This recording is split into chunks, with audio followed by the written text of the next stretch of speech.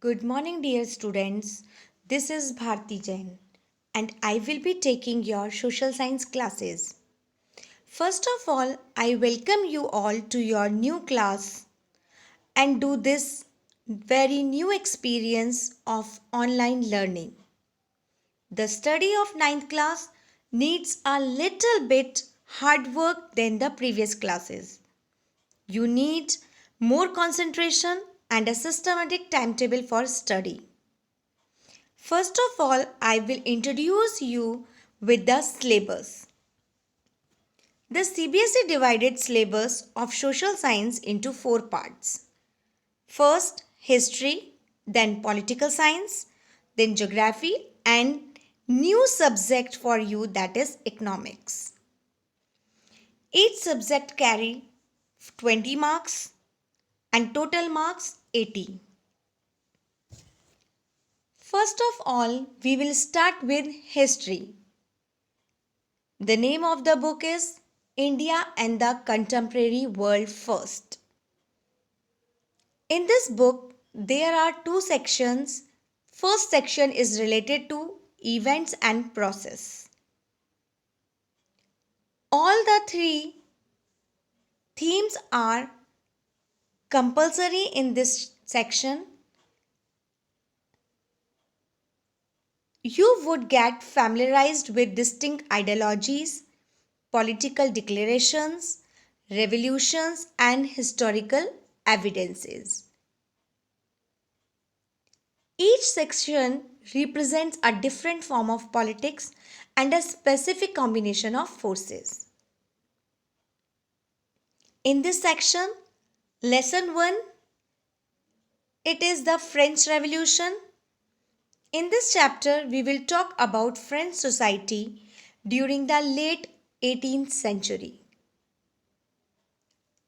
In this chapter, we will read about the ancient regime and its crisis, the social forces that led to the revolution, the different revolutionary groups and ideas of the time, and last topic is the legacy. Now, lesson number 2, Socialism in Europe and the Russian Revolution. Here we will study about Russian Revolution. The first topic is the crisis of Tsarism. Second, the nature of social movement between 1905 and 1917. Third topic is First World War and foundation of Soviet state. Now lesson number 3, that is Nazism and the rise of Hitler. In this chapter, we will discuss about Hitler and its policies. The growth of social democracy, the crisis in Germany, the basis of Hitler's rise to power, and last topic is the ideology of Nazism and its impact. Now we will come on section number 2, that is livelihoods, economies and societies. In this section, we will discuss about different social groups, grapple with the changes in contemporary world and how these changes affect their lives. In this section, there are two chapters. Fourth chapter is Forest Society and Colonialism, and fifth one is Pastoralist in the Modern World, and sixth chapter is Peasants and Farmer. From this section, we will choose only one theme, and that is the Forest Society and Colonialism. In this chapter, we will talk about the relationship between forest and livelihoods, changes in forest societies under the colonialism, and we will study about the case study. In this case study, we will focus on two forest movements. First is colonial India and second one is Indonesia.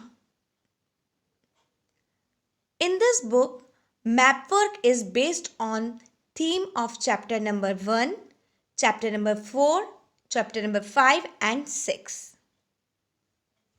Now, we will come on second book, that is Contemporary India. In this book, there are 6 chapters. First chapter is India size and location. Second chapter, physical features of India. In physical features of India, we will study about relief, structure, major physiographic units. In chapter number 3, that is drainage. In this chapter, many topics are here. First, major rivers and tributaries, lakes and seas, role of rivers, pollution of rivers, measures to control river pollution. After this, lesson number 4, this is related to climate. In this chapter, we will talk about the factors influencing the climate, its characteristics, rainfall and temperature distribution, seasons, and human life. After this, lesson number 5, the name of the chapter is Natural Vegetation and Wildlife. In this chapter, we will talk about vegetation types, distribution as well as altitudinal variations, need for conservation, and various measures. In this book's last chapter, population, lesson number 6. In this chapter, we will talk about the size, distribution, age-sex composition, population, change, migration, and national population policy, NPP. In this policy, we will talk about the adolescent and underserved population group with special needs. Geography is also very important for map work. Now we will talk about the next book, that is Democratic Politics. In this book, there are 5 chapters. First chapter is what is democracy and why democracy. In this chapter, we will talk about the different ways of defining democracy. Why has democracy become most prevalent form of government in our times? What are the features of democratic government? What are the alternatives of democracy? And main topic is democracy superior to its available alternatives? Now, chapter number 2, that is constitutional design. In this chapter, we will talk about how and why did India become a democracy. How was the Indian constitution framed? What are the salient features of the constitution?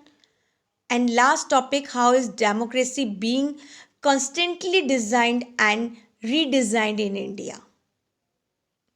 Next chapter, chapter number 3, that is electoral politics.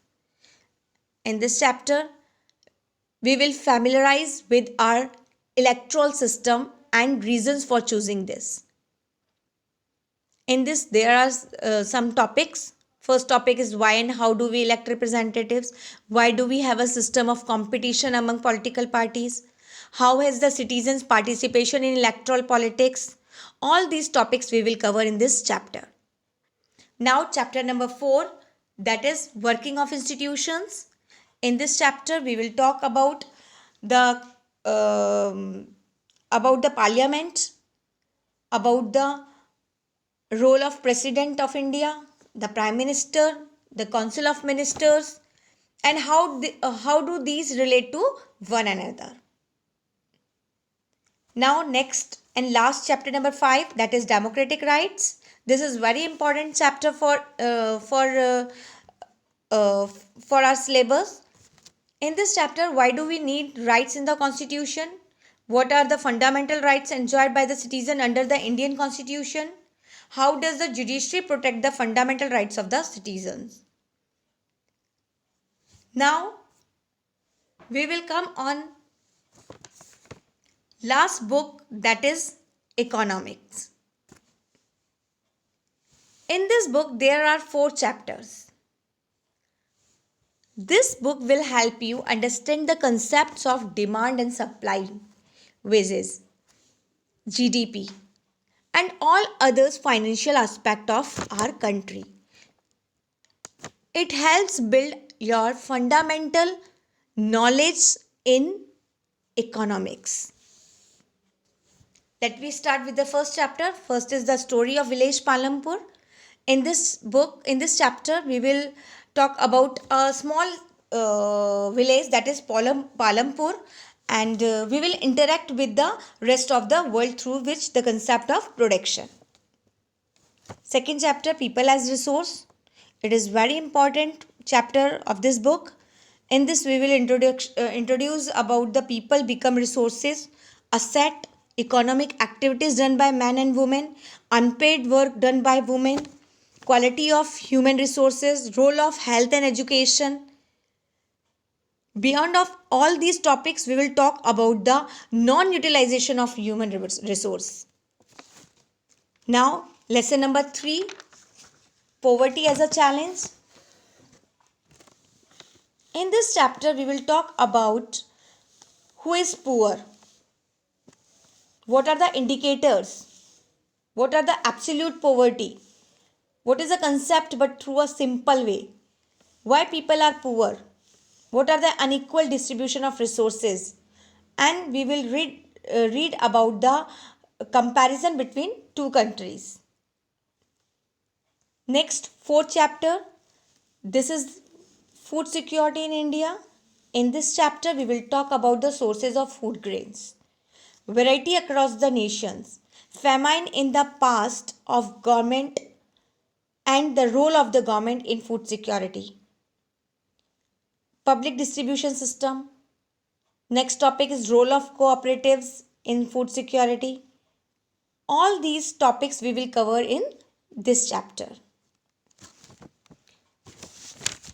Students, in the next class, we will start with history chapter number 1, French Revolution. Thank you.